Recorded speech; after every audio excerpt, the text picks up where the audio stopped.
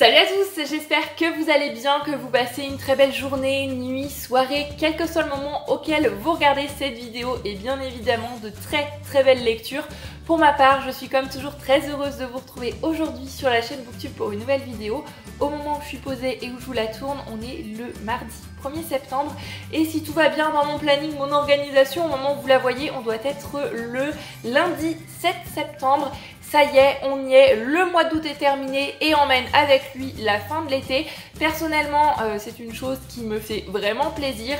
J'aime l'été, j'aime lire au soleil, il y a certaines petites choses que j'aime, mais les chaleurs étouffantes, suffocantes, j'ai beaucoup de mal. Je suis très contente que septembre arrive, qu'il amène avec lui l'automne. Là, les températures se sont vraiment rafraîchies. Ça fait du bien, ça fait plaisir. Qui dit premier du mois dit temps pour moi de tourner la page sur ce mois passé et de faire le bilan, entre autres, de toutes mes lectures du mois d'août. Donc je vous retrouve aujourd'hui sur la chaîne Booktube pour ça. Comme d'habitude dans les vidéos bilan du mois, je vais essayer de faire une vidéo qui ne soit pas trop longue. Je vais pas rentrer vraiment dans les détails, que ce soit sur les résumés des livres ou que ce soit sur mes avis, puisque j'en ai déjà parlé sur la chaîne. Mais pour que ce soit plus simple, pour une question d'organisation, si vous voulez retrouver mon avis par exemple sur le premier livre dont je vais vous parler, qui sera Stupeur et tremblement d'Amélie Nothomb, vous aurez tout simplement dans la barre d'infos le lien vers la vidéo revue où là je vous parle plus du livre, je vous parle du résumé, je vous parle de mon avis plus en profondeur. Les vidéos bilan du mois, c'est vraiment histoire d'avoir un endroit, d'avoir une vidéo où tout est compilé, tout est concentré. Voilà, ça permet de regrouper un petit peu tout ça qui est parfois peut-être un petit peu éparpillé dans diverses vidéos revues sur la chaîne et d'échanger avec vous sur l'ensemble des livres que j'ai pu lire au mois d'août. Là, en regardant mon cahier, je me rends compte que le mois d'août, il a été assez bon dans l'ensemble et ça fait plaisir. Je suis super contente. Concernant les notes, ça va de 10 sur 20. Bah oui, il y a eu une petite déception au programme ce mois-ci, je vous en ai parlé il y a pas longtemps. Donc si vous suivez la chaîne, je pense que vous savez de quel livre il s'agit. Et on va quand même jusqu'à 18 sur 20, donc c'est pas mal. Et la moyenne, ça doit tourner autour de 14-15. Donc de très bonnes lectures dans l'ensemble. Ça a été un très bon mois d'août au niveau livresque. J'ai lu 12 livres, donc 10 romans de bande dessinée. C'est ce que je lis en moyenne en général, 10 romans. Donc ça se maintient. Et il y a eu 3 lectures en VO, donc je suis contente aussi parce que ça y est, les VO c'est reparti, je lis vraiment plus en anglais, ça me fait plaisir, je suis très contente sur ce point-là et j'espère que ça va continuer pour les mois qui arrivent.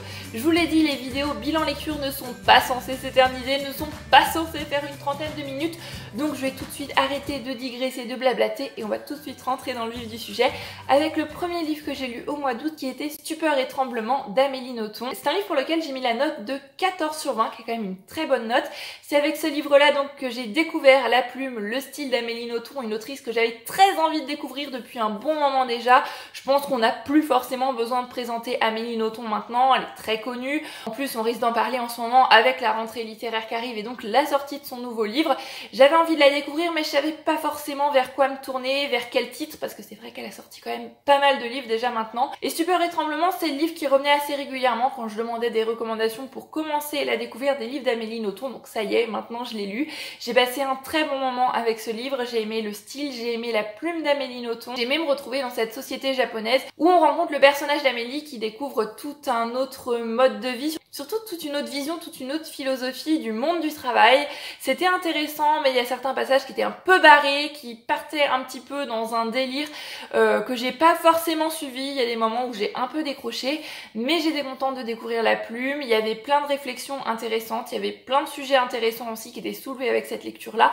Donc vraiment chouette découverte. Après ça, je suis passée à du contemporain de la romance avec le livre Love Letters de Debbie Macomber, qui est paru en français sous le titre Une lettre en été, les lettres de l'été, quelque chose comme ça. De toute façon, quand j'aurai lu un livre en VO, comme d'habitude, je vous mets la couverture en VO et la couverture en français à côté. C'est un livre qui est paru en français chez Charleston. C'est la saga Cedarcove ou Retour à Cedarcove de Debbie Macomber, cette saga dans laquelle on suit Jo Marie qui tient une maison d'hôte dans un tout petit village, Cove, qui est placé sur une petite île qui se trouve en face de Seattle. Et dans chaque tome, on retrouve Jo Marie, on retrouve ses histoires personnelles, mais on découvre aussi de nouveaux personnages qui sont les pensionnaires de la maison d'hôte. En général, ça tourne autour d'une saison, il me semble. Et là, c'était le tome qui se passait en été, donc je l'ai lu en été. C'était vraiment parfait pour la saison, qui, sous cet aspect un petit peu feel good, léger, va aborder des sujets un peu lourds. Ça a été une bonne lecture. La fin de ce tome-ci laisse un suspense pas possible sur l'un des personnages et ça m'a donné très envie de lire la suite, donc j'ai hâte de découvrir le 4e tome qui, en plus de ça, si vous lisez pas en anglais, est sorti en français il y a pas très longtemps. Après ça, j'ai sorti un livre qui traînait dans ma palle depuis un bon petit moment. Ce livre, c'est Fait danser la poussière de Marido. J'avais déjà vu l'adaptation que je vous recommande chaudement, vivement, qui est juste magnifique. Un livre qui va nous plonger dans l'univers de la danse. On est dans les années 70-80, on va être en France, on va aller à New York aussi. C'était vraiment une très belle découverte. J'avais hâte de découvrir la version originale, en fait le livre duquel était tiré le film. Marido a participé assez, je pense, à la conception du film, donc c'est pour ça peut-être que c'est aussi fidèle au livre. C'est une autrice que j'avais eu la chance de rencontrer sur un tout petit salon du livre près de là où j'habitais avant, il y a quelques années de ça. Il me semble que c'était en 2013, donc ça commence à remonter. J'ai le livre dédicacé, c'était un bonheur de me replonger dans cet univers. J'ai le tome 2 dédicacé également que j'avais pris aussi sur ce salon du livre, donc j'espère le lire très prochainement. C'est un livre qui est plein de philosophie, un livre qui se lit bien, qui est fluide, encore une fois, qui va aborder plein de sujets lourds, plein de sujets importants. On va notamment parler de discrimination, on va parler de racisme, on va parler du monde de la danse qui est un monde dur, qui est un monde plein de compétition. Un livre qui a des moments d'émotion qui vont se mêler à des moments d'humour, vraiment c'est bien écrit. J'ai déjà hâte de retrouver Maya qui est notre personnage principal dans le deuxième tome qui s'appelle Dancing Rose et je pense que je vais le lire en septembre. Si c'est pas septembre, ce sera octobre. En tous les cas, je vous en reparle très prochainement sur la chaîne, je pense. Après ça, j'ai voulu poursuivre dans une saga jeunesse. Il faisait un temps grisaillou, il pleuvait, ça y est, j'avais l'impression que l'automne commençait à s'installer, mais c'était qu'un avant-goût, je pense. Enfin bref, tout ce temps maussade, plein de grisailles, ça m'a donné très envie de me plonger dans une réécriture de contes. Et j'ai donc choisi de poursuivre ma lecture de la saga The Land of Stories, donc Le Pays des Contes en français, de Chris Colfer. J'ai lu le tome 2, The Enchantress Returns, qui est paru en français sous le titre Le Retour de l'Enchantresse. Malheureusement, ça va être le seul titre du mois pour lequel vous n'aurez pas de vidéo revue. Parce qu'il y a eu un bug, je sais pas du tout ce qui s'est passé, j'ai mis la vidéo en ligne sur YouTube et il y a que quelques minutes de la vidéo qui se sont mises en ligne. Malheureusement j'avais déjà effacé tout mon dossier, tous mes rushs parce que je pensais que c'était bon, que la vidéo était en ligne. Donc maintenant, avant de mettre une vidéo en ligne, je surveille bien que tout est bon, que la vidéo en entière est sur la chaîne, mais j'ai donc dû la supprimer et j'ai pas pu vous en reparler. Le Pays des Contes, c'est une saga jeunesse dans laquelle on suit deux jumeaux, Alex et Connor, qui se rendent compte qu'ils peuvent voyager dans le Pays des Contes. Le Pays des Contes, c'est un endroit où sont regroupés Blanche-Neige, Cendrillon, tous les personnages de contes qui ont peut-être peuplé votre enfance. Et ces personnages ne sont pas fictifs, ils existent bel et bien. Ils habitent donc dans le Pays des Contes et leur histoire ne s'est pas forcément arrêtée. Ah, ils vécurent heureux et eurent beaucoup d'enfants. Il se passe ensuite beaucoup d'autres choses.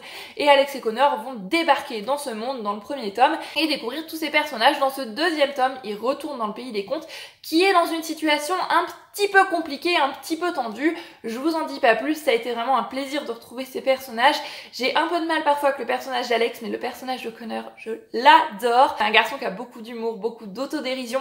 Il peut se retrouver dans une situation vraiment pas top du tout. Il va toujours avoir le mot pour rire et j'adore tout simplement. C'est vraiment un super personnage. Dans ce tome-ci, on va rencontrer plusieurs méchants et ça c'est ce que j'ai beaucoup aimé dans ce deuxième tome. On va notamment rencontrer la méchante belle-mère de Cendrillon, la méchante belle-mère de Blanche-Neige, mais aussi la méchante de la petite sirène, le géant de Jack et le haricot magique. Voilà, je vous en dis pas plus, mais il y a tout un tas de méchants qu'on va rencontrer, qu'on va apprendre à découvrir plus, et on va aussi savoir ce qui s'est passé pour eux, leur histoire telle que nous, on la connaît, et ça c'était super intéressant. Dans le premier tome, on avait eu un petit avant-goût de ce côté un petit peu qu'est-il devenu des méchants avec la belle-mère de Blanche-Neige. J'avais trouvé ça génial, j'avais adoré ce passage et j'étais très contente que ce soit creusé un petit peu plus en profondeur et avec d'autres personnages dans ce deuxième tome. Ça c'était vraiment super chouette. Après le côté quête des personnages qui vont aller dans différents territoires, rencontrer différents personnages pour regrouper un tas d'objets, c'était déjà ce qu'on avait dans le premier tome, donc c'était un peu redondant, il y a des passages qui étaient un peu répétitifs. On a vraiment l'impression qu'on a pris voilà la même trame et qu'on a changé un petit peu les endroits, les personnages pour refaire un peu la même chose. Ça fonctionne toujours. On va avoir à mettre un peu de renouveau, mais bon, au vu de la fin qui était juste waouh, la fin m'a laissé sur les fesses, je ne m'y attendais absolument pas. Je pense que dans le tome 3 ça va changer un petit peu, j'ai vraiment hâte de le lire. J'attends que la grisaille soit vraiment réinstallée pour me plonger dans la suite, mais je pense que je vais pas trop tarder parce que c'est vraiment une super saga jeunesse. Si vous aimez les réécritures de contes, je vous invite chaudement à découvrir parce qu'elle est vraiment chouette. Voilà, je vous ai parlé un petit peu plus longtemps de ce livre-là, parce que comme je vous l'ai dit, heureusement la vidéo revue a disparu dans le néant. Comme ça j'ai un petit endroit où j'aurais pu vous partager en vidéo mon avis sur ce livre-ci, auquel j'ai mis 16 sur 20. 20, donc c'est quand même une très très bonne note. On passe ensuite à un livre pour lequel j'ai mis 17 sur 20, donc un petit peu mieux encore. Ce livre c'est La couleur du lait de Nell Leishon, un petit livre très court, passe sur 4 saisons, avec un style d'écriture très particulier. On est plongé dans la campagne anglaise en 1831 et notre personnage principal, lorsqu'elle nous raconte son histoire, elle vient à peine d'apprendre à lire et à écrire, donc on a plein de fautes de grammaire, de syntaxe, on n'a pas de majuscules, on a juste des points, c'est la seule ponctuation qu'on a, pas de majuscules, pas de virgule, donc ça demande un petit temps d'adaptation, c'est un peu particulier, mais c'était vraiment à la fois une plongée dans la campagne anglaise, à la fois une plongée dans les années 1830, mais surtout un condensé d'émotions qui va monter crescendo, porté par un personnage qui n'a pas sa langue dans sa poche, qui dit ce qu'elle pense, et la fin honnêtement m'a donné des frissons. Ce livre ça a été une petite claque, comme j'ai dit, voilà, faut s'habituer au style de narration un peu particulier, mais je vous le recommande chaudement. Après il y a des lourds sujets qui sont abordés, notamment dans la deuxième partie, il y a certains passages qui sont un peu durs, donc c'est peut-être pas forcément un livre à mettre entre toutes les mains, mais pour ma part, eh bien, je suis contente de l'avoir découvert, je suis contente de l'avoir lu. Après ça, j'ai changé complètement de registre, complètement de genre, puisque je suis passée à de la bitlit avec Mort sans retour de Sharon Harris, qui est l'avant-dernier tome, et oui déjà, de True Blood, donc la communauté du Sud. Cette saga bitlit, je l'adore, ça fait des années que je la lis, mais j'ai du mal à me dire que ça y est, maintenant il me reste plus qu'un tome à lire et j'aurais terminé cette saga. J'adore le personnage de Sookie, j'adore l'univers, on est vraiment plongé dans la Louisiane avec tout un tas de créatures, on va voir des vampires, on va voir des métamorphes et plein d'autres créatures dont je ne vous parle pas ici pour ne pas vous spoiler, mais j'aime l'univers, j'aime notre personnage principal Sookie qui est télépathe et qui a le don de se mettre dans des situations vraiment compliquées, et elle est super attachante. Les intrigues et les systèmes politiques sont très intéressants aussi. True Blood, c'est un petit peu, mis à part Twilight, la saga qui m'a fait goûter la bitlit, qui m'a fait découvrir un nouveau genre, donc quand je l'aurai terminé, je pense que je vais continuer ma découverte et je vais commencer une autre saga bitlit. Je ne sais pas encore laquelle, mais c'est prévu au programme. Je me laisse le 13e tome de côté pour l'instant, parce que j'ai pas envie de dire au revoir au personnage, parce que j'ai pas envie de la terminer tout de suite, mais je pense que en octobre, voilà, pour Halloween peut-être, bien, je le lirai parce que va bien falloir la terminer à un moment, puis ce sera l'occasion d'en commencer une autre. Après ça, je suis passée à un roman historique, roman de terroir avec Le Porteur de destin de Gilbert Borde, un livre auquel j'ai donné la note de 14 sur 20. Une très chouette découverte du mois d'août. D'une part parce que j'ai pu découvrir la plume de Gilbert Borde que j'aime beaucoup, donc ce qui est chouette, hein, parce que j'ai déjà d'autres livres de l'auteur dans ma palle. J'aime beaucoup la littérature de terroir, vous le savez peut-être si vous suivez la chaîne depuis un petit moment, et celui-ci n'a pas dérogé à la règle. On va découvrir un personnage qui était l'héritier d'un grand domaine agricole, et malheureusement on est au début du XXe siècle et lors de la Première Guerre mondiale, il va perdre un bras, donc plus question pour lui d'hériter du domaine. Il va donc devenir postier. Il faut savoir qu'au début du XXe, le facteur avait vraiment une place centrale dans le village. La personne qui était responsable de la transmission des nouvelles, on n'avait pas les SMS, téléphone, mail, etc.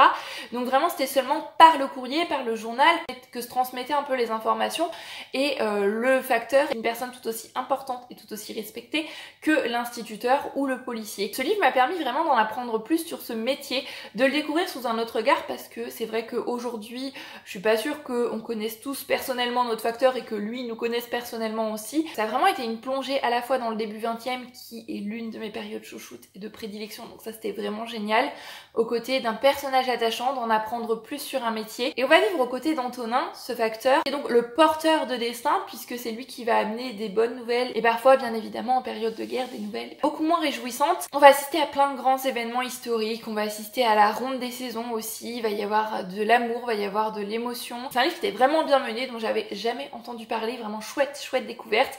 Il a été adapté en film ou téléfilm, je ne sais plus trop, en 1998, donc ça commence à remonter maintenant. Curieuse de voir l'adaptation, de voir ce que ça peut donner. Il a pu avoir son adaptation, je pense que c'est un livre qui, à l'époque, en tous les cas, avait quand même dû avoir son petit succès, donc belle découverte, et j'ai hâte maintenant de lire d'autres livres de Gilbert Borde. Je suis ensuite passée à un roman policier auquel j'ai mis également la note de 14 sur 20 avec le livre Monsieur Brown ou Mr. Brown de Agatha Christie. Ça fait un moment que j'avais envie de me plonger dans les livres d'Agatha Christie. Je n'avais lu d'elle que l'un de ses plus connus, Dix Petits Nègres, il y a des années de ça, que j'avais vraiment beaucoup aimé. La fin m'avait juste laissé sur les fesses et j'avais envie de découvrir l'une de ses sagas sans pour autant me lancer dans Hercule Poirot ou Miss Marple, qui ont quand même un certain nombre de tomes au compteur. Donc cette saga-ci, c'est la saga Twopence et Beresford, qui comporte 6 tomes. Donc voilà, 6 tomes, c'est pas trop long, c'est pas trop court non plus. On y découvre dans ce premier tome Monsieur Brown, donc donc Twopence, en français donne 4 sous. Elle s'appelle en vérité Prudence Crowley, elle était infirmière et suite à la crise économique, elle a été mise au chômage. Elle sait pas franchement trop quoi faire de sa vie, niveau finance, c'est un peu compliqué, elle dit que la seule solution ce serait de trouver quelqu'un d'extrêmement riche et de l'épouser.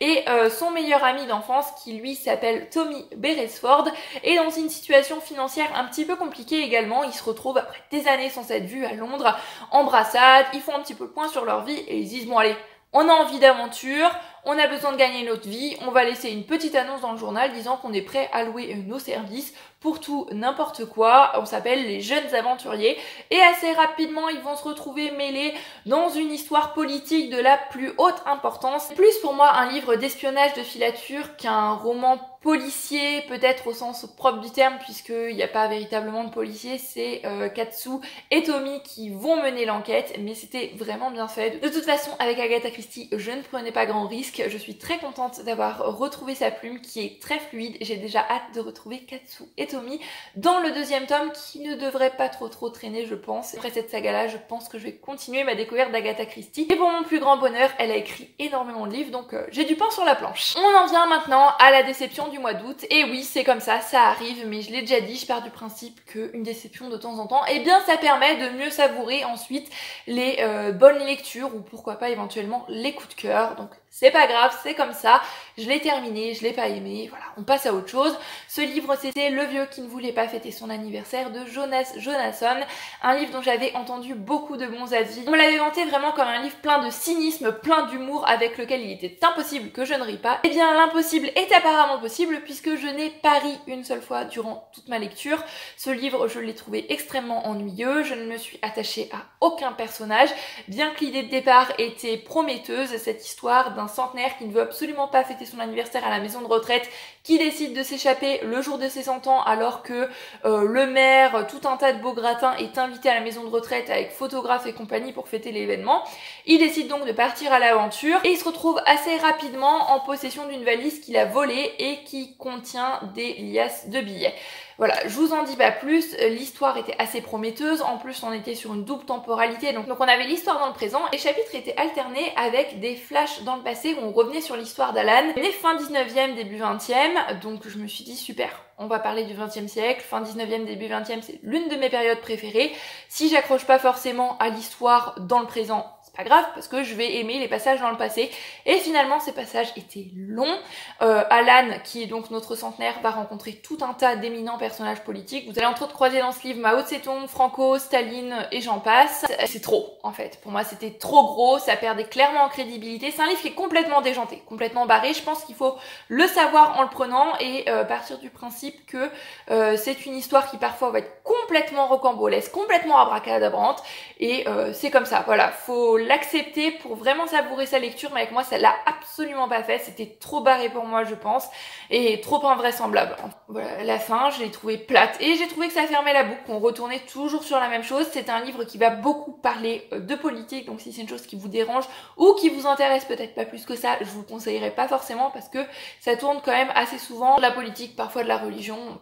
Avec moi ça l'a pas fait du tout, et apparemment les autres livres de Jonas Jonasson tournent aussi beaucoup autour de la géopolitique. J'aime bien lire plusieurs livres d'un auteur pour vraiment me faire mon avis sur ces livres, savoir si j'aime ou non, mais je sais pas quand est-ce que je vais lire un autre livre de Jonas Jonasson, je sais pas lequel ce sera, je pense que je vais lui laisser sa chance, mais pour l'instant je vais prendre le temps de digérer celui-ci auquel j'ai seulement mis 10 sur 20 parce que ça n'a pas été non plus une catastrophe extraordinaire, mais ça n'a pas été glorieux non plus. On fait une petite pause dans les romans et on passe aux bandes dessinées, puisque ça y est, en août, j'ai enfin pu me replonger dans les graphiques, et ça me fait super plaisir puisque j'ai enfin pu retourner à la médiathèque. Je vous fais pas de vidéo in my library bag tout simplement parce que je ne peux emprunter que 5 livres, étant donné que la situation sanitaire étant toujours ce qu'elle est, les bibliothécaires désinfectent chaque livre avant de les mettre en quarantaine, donc on ne peut pas emprunter autant de livres que d'habitude, on ne peut en prendre que 5, donc les 5 livres que je peux emprunter, je les réserve à des graphiques, à des albums, à des choses que j'ai pas forcément à la maison. Ça me permet de continuer à vider ma palle de romans ici au lieu d'en prendre à la bibliothèque, c'est pas plus mal. Voilà, comme je gardais un petit peu de suspense, je vous présente pas les 5 bandes dessinées que j'emprunte à la bibliothèque dans une vidéo in my library bag. Enfin bref, tout ça pour vous dire que j'ai lu Le jour où le bus est reparti sans elle de Becca, Marco et Cosson, qui est une bande dessinée dont j'avais entendu beaucoup de bons avis. Elle est composée de 5 tomes, le 5e vient tout juste de sortir le 26 août. C'est une bande dessinée très apaisante, très zen, on va avoir une histoire principale, c'est l'histoire de Clémentine qui cherche un sens à sa vie. Elle s'est donc inscrite dans un groupe de méditation, elle doit aller faire une petite retraite de 2 jours avec ce groupe. Maman va faire une petite pause pipi dans une épicerie et le bus va repartir sans elle. Vraiment l'impression que c'est la catastrophe, elle sait pas comment elle va rentrer chez elle. En plus de ça, l'épicerie est perdue au milieu de la forêt, mais le gérant de l'épicerie va lui proposer de rester chez lui et là ils vont beaucoup échanger, elle va faire des rencontres et elle va découvrir une nouvelle philosophie. C'est un livre qui est parsemé de petites histoires zen ou inspirées de la sagesse populaire. C'est un très bel ouvrage, autant pour les dessins, pour le coup de crayon, la colorisation, je trouve ça très beau, je trouve ça très apaisant et les histoires amènent à la réflexion sur divers sujets, sur ce qu'est le bonheur, sur ce que pourrait être le sens de la vie. Voilà, il y a plein de sujets qui sont abordés toujours avec justesse, délicatesse, c'est très doux, c'est très zen et j'ai vraiment passé un très très bon moment. Le BD c'est vraiment une bulle, une petite parenthèse dans le temps, une petite pause et c'était super chouette. Après ça, je suis repassée à de la jeunesse avec le livre The Ersatz Elevator de Lemony Snicket qui est le tome 6 de la saga Les désastreuses aventures des orphelins de Baudelaire, paru en français sous le titre Ascenseur pour la peur. Ce livre, c'est une relecture puisque Les orphelins de Baudelaire, c'est un peu la saga de mon enfance. C'est ma petite saga Madeleine de Proust, ça me fait toujours un petit quelque chose de me plonger dans cette saga qui est un petit peu comme mon Harry Potter. Moi, j'ai pas lu Harry Potter quand j'étais enfant. Je lisais Les désastreuses aventures des orphelins de Baudelaire, j'empruntais 3-4 tomes à la médiathèque et je les dévorais d'un coup. Chose que j'ai du mal à faire maintenant, à lire plusieurs tomes d'une même saga à la suite. Mais ça me fait plaisir de temps en temps. J'ai dans ma relecture de cette saga, je lis un tome de temps en temps et ce 6e tome était vraiment chouette. Ce qui est sympa aussi, c'est que plus on avance dans la saga, plus mes souvenirs sont flous. Donc là, je redécouvre des choses et en plus de ça, je les découvre maintenant avec mon regard d'adulte puisque la première fois que j'ai lu Les orphelins de Baudelaire, je devais avoir 8-9 ans. Donc j'ai quelques années de plus maintenant. Cette saga fait 13 tomes et on sent avec ce 6e tome qu'on est vraiment sur l'amorce d'une deuxième partie de la saga, sur quelque chose de plus sombre. On retrouve le schéma très classique qu'on avait dans les tomes précédents qui peut être un peu lassant, un peu répétitif. Mais là, on commence à gratter un peu plus en profondeur, on commence à creuser et à découvrir qu'il y a plus que ce schéma là, que plusieurs choses s'imbriquent les unes entre les autres et je ne sais absolument plus comment ça se termine, je ne sais absolument plus exactement comment les choses s'imbriquent, donc j'ai hâte de redécouvrir tout ça avec la poursuite de ma relecture. On termine cette vidéo, il est grand temps, désolée si je speed un petit peu, mais mon téléphone est en train de me dire qu'il me reste plus que 15% de batterie avec la bande dessinée que j'ai lue hier pour terminer le mois d'août, c'est Il fallait que je vous le dise de Aude Mermillot en collaboration avec Martin Winkler, je suis désolée, je ne sais pas du tout comment ça se prononce. Une bande dessinée à laquelle j'ai mis la très bonne note de 17 sur 20. C'est une très belle bande dessinée dont je vous reparle mercredi sur la chaîne, donc je ne vais pas vous en parler trop ici. Pour vous résumer assez rapidement, l'actrice Aude Mermillot a fait une IVG et va nous partager son témoignage. Donc on ressent vraiment ses émotions, son ressenti, à la fois avant, à la fois pendant, à la fois après. C'est très touchant, c'est très poignant. C'est la première partie de la bande dessinée. Et la deuxième partie, c'est Martin Winkler, donc, qui est l'auteur entre autres du livre très connu Le cœur des femmes, que j'ai maintenant, après avoir lu cette bande dessinée, très envie de découvrir. Martin Winkler, c'est un médecin généraliste et qui a exercé dans un certain nombre d'années dans un centre qui pratiquait les IVG. Donc là, on va voir tout le côté médical, il va nous partager lui aussi ses émotions, son ressenti, son expérience en tant que médecin. C'était très intéressant. On sent que Martin Winkler, c'est une personne qui a beaucoup de sensibilité, c'est une personne très bienveillante et tout ça c'est vraiment bien retranscrit dans la bande dessinée. Ce que j'ai aimé aussi, c'est que Martin Winkler va nous parler de son expérience depuis son internat, dans les années où la loi Veil est passée. Donc on va avoir tout son point de vue aussi sur ce moment décisif, ce moment qui a changé beaucoup de choses, le moment où on a légalisé l'IVG. Voilà, je vous en dis pas plus parce que je vous en reparle mercredi sur la chaîne, mais c'est une très belle bande dessinée, pleine d'émotions, très intéressante à lire, à faire lire. Et voilà, ça y est, on a fait le tour de toutes mes lectures du mois d'août. J'espère que cette vidéo vous aura plu, qu'elle n'était pas trop brouillonne, j'ai fait au mieux, il y a certains livres qui remontaient un petit peu. Et à la fin, j'ai dû speeder, que ma batterie commençait à donner des signes de faiblesse. N'hésitez pas comme d'habitude à me dire si vous avez lu l'un de ces livres ou si vous avez envie de lire l'un de ces livres dans les commentaires, c'est toujours un plaisir de papoter avec vous. N'hésitez pas aussi à me dire quelles ont été vos meilleures lectures ou peut-être vos déceptions du mois d'août parce que les idées lecture aussi c'est toujours bon à prendre. Sur ce, j'arrête de blablater pour aller m'atteler au montage de cette vidéo. Je vous fais à tous plein de bisous. Je vous souhaite de très belles lectures et je vous dis à bientôt sur la chaîne YouTube pour une nouvelle vidéo. Prenez grand soin de vous. Bye bye!